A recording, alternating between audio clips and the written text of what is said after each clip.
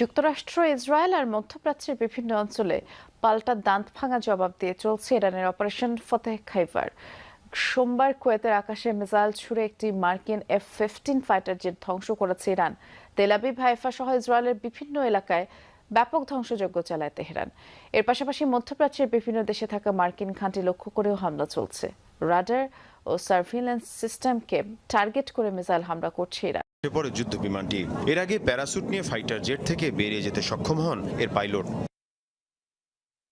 যুক্তরাষ্ট্র ইসরায়েলের হামলার পাল্টা জবাব দিতেই চলছে ইরানের অপারেশন ফতেহ খাইবার। তেল আবিব সহ ইসরায়েলের কৌশলগত বিভিন্ন এলাকায় ব্যাপক ধ্বংসযজ্ঞ চালিয়েছে ইরান।